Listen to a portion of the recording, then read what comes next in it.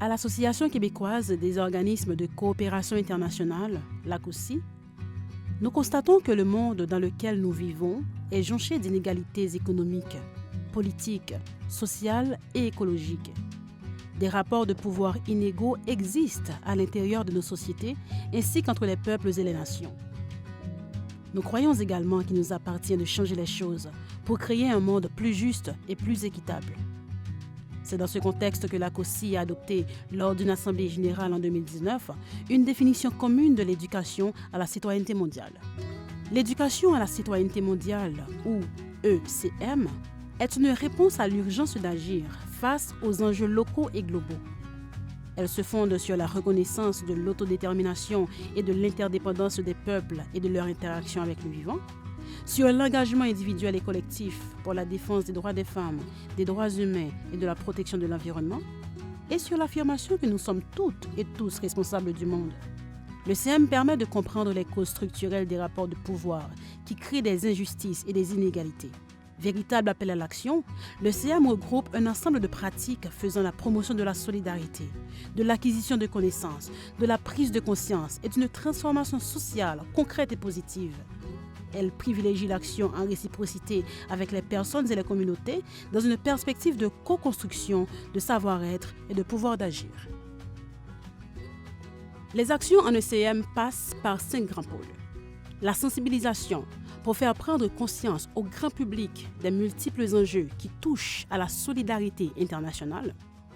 La formation, pour renforcer les capacités, comprendre les rapports de pouvoir et d'inégalité, tant à l'échelle locale que globale. La recherche, pour enrichir ou construire de nouvelles connaissances dans un esprit de collaboration entre les personnes et les groupes. La mobilisation des gens dans un mouvement commun pour valoriser le collectif et mettre de l'avant l'apprentissage par l'agir. Le plaidoyer, pour faire pression sur les affaires publiques et politiques afin de proposer des alternatives et augmenter notre impact politique. Le travail des organismes de coopération internationale, en partenariat avec d'autres groupes, mène à des changements concrets. Et c'est justement ça, le CM. C'est des ateliers, des conférences, de l'animation scolaire, des marches, des kiosques, du mentorat, des événements publics, des cercles d'éducation populaire, du théâtre-forum, de la recherche-action, des signatures de pétitions, des rencontres de députés et bien plus. La différence se fait parce que des milliers de gens s'impliquent. Par exemple, Elodie et d'autres élèves ont mobilisé leur entourage pour faire changer le programme éducatif de leur école afin d'inclure l'éducation internationale et environnementale dans les cours. Manu a participé à Québec sans frontières comme des milliers d'autres jeunes avant lui.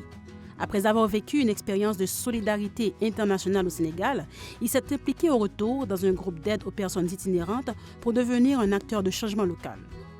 Marc Arthur a fait signer des pétitions et participé à des marches pour soutenir la campagne mondiale qui a contribué à l'élimination de la dette des pays les plus pauvres du monde. Aïcha et des jeunes de sa communauté ont sensibilisé les élèves du secondaire en créant une application web contre l'intimidation et pour l'inclusion. Suite à des activités de sensibilisation et divers moyens de pression, l'organisme de David a réussi à ce que leur municipalité obtienne la désignation de ville équitable. Suite à une conférence avec les défenseurs des droits des femmes, plus de Québécoises et Québécois, comme Rachida, sont maintenant sensibilisés aux injustices et impacts sur les femmes et les autochtones générés par les compagnies minières canadiennes. C'est ça, le CM. Des gens qui se mobilisent pour changer les choses dans leur milieu en développant des liens de solidarité et d'entraide. Chaque groupe et chaque individu est libre d'adapter l'ECM à ses besoins et ses réalités. Par l'engagement, la sensibilisation, la mobilisation, le plaidoyer et le partage d'expériences, les personnes apprenantes deviennent des actrices de changement pour l'édification d'un monde égalitaire, juste, équitable, inclusif, durable, solidaire et pacifique. Le CM est donc une démarche globale qui vise à développer ou renforcer chez les individus et les collectivités les capacités, la compétence et l'engagement.